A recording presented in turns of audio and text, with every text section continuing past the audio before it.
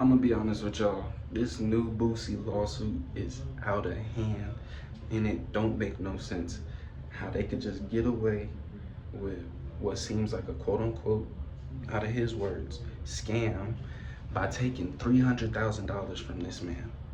Now, if y'all didn't know, all of this stems back until the ties that the charges that he got in San Diego when he was out shooting a music video. But if y'all don't know about that situation, I'm gonna allow the video to explain. That's coming up this news. Here, a well-known rapper with a big following on social media could be headed back to prison after he pleaded guilty to a gun charge in federal court today. Boosie was arrested during a traffic stop here in San Diego 2 years ago. CBS 8's Kelly Hessedal joins us live downtown. Kelly, you were in the courtroom. You also spoke to Boosie. What can you tell us? That's right, and his legal name is Torrance Hatch. Now, a lot of times defendants don't really want to talk to us if they're still going through court proceedings, but he was fine with it. He says he accepts responsibility for what happened, and he's ready to move forward. I want to put it behind me. I want to get it behind me and get on with my life. You know, it's a lot of things this case has stopped me from doing, traveling all across the world, making. So I just want to get it over with, and, you know, accept my guilty plea. I'm ready to get over with. Anything you want to say to your fans? Just say a prayer for me. I just need prayer. I don't need nothing else. Yeah. And his attorney provided us this video of him performing on stage. Now, Hatch, known as Boosie to his fans, now awaits sentencing. He's a father of 9 kids. His fiance was with him in court today.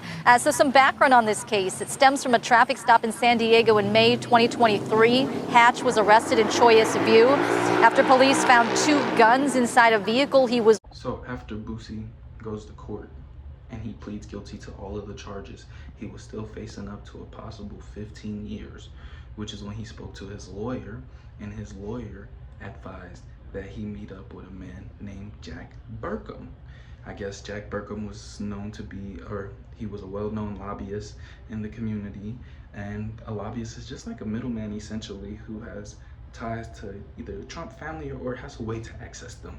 It was somebody who was a middleman. Now, I feel like this is like not even really a big secret. I'm sure we're aware that Donald Trump is pardoning people for money, because it doesn't make sense how somebody like a young boy, somebody like a Kodak Black, is sitting here getting their sentences erased. They're getting pardoned. They're being set free from jail. Like, there's something going on behind that. These are people he doesn't even know personally, like people that seem like their universes don't even collide.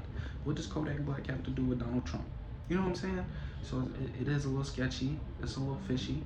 Trump had this like pay-to-play scheme where if you could find a way to give him some money, then he would find a way to pardon the people that you want him to pardon. There was connections between, like, a bunch of rappers have this agent, and those agents have connections to Ivanka or Jared Kushner.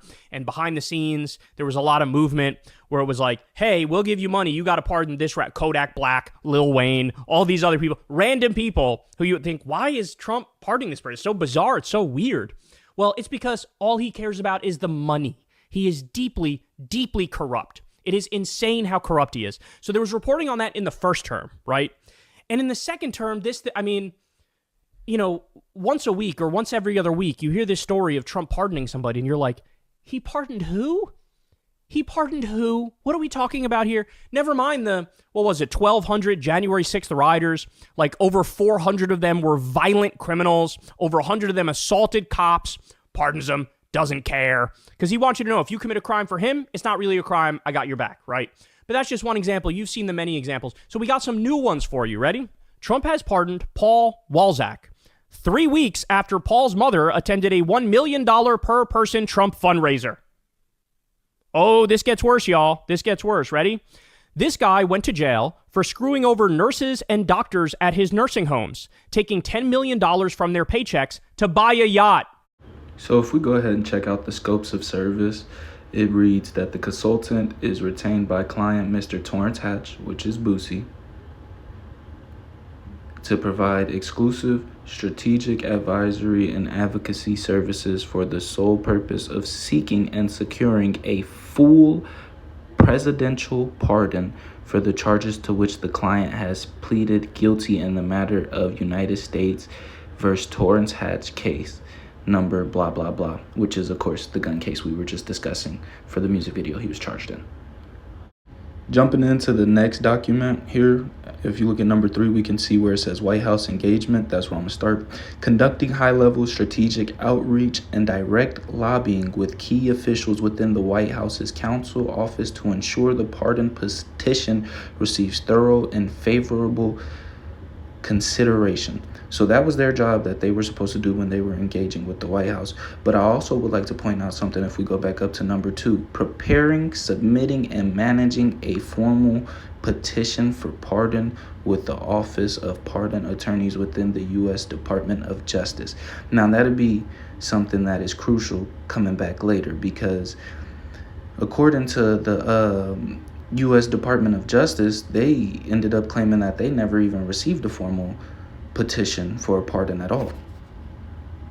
Now, I want to get to the most important part, which is the other part of this document, where it's number 2 right here. It says contingent or refundable portion. If a full presidential pardon for the matter is not secured for the client by the close of business 5 p.m. on January 31st of 2025, which I'm pretty sure was meant to be 2026 because they were giving them about a year. But the consultant shall receive a refund of 300,000 United States dollars. So clearly there in this contract, it does state that he should receive a $300,000 refund if a full presidential pardon is not secured for the client on the business hours of January 31st, which I'm sure was supposed to be 2026. Another article here, boom, states that they're not even responsible for paying Boosie. They actually state that they did not agree to it at all, which is crazy because we actually looked at the contract and we seen that it was written up stating that that man would be refunded $300,000 of the $600,000 that he paid. Just to end it off, here's a couple more tweets from Boosie, basically just him calling out Jack and stating that he lied, had him running around the house thinking he got pardoned, jumping up and down, thanking God. Just a couple little tidbits here and there. But honestly, who do y'all think is in the wrong here? I think it's clear. I think they're robbing that man and they should just give him his money, because I feel like he goes to court, he's gonna lose way more money than he's owed. But hey, that's just my opinion. Y'all let me know in the comments what y'all think.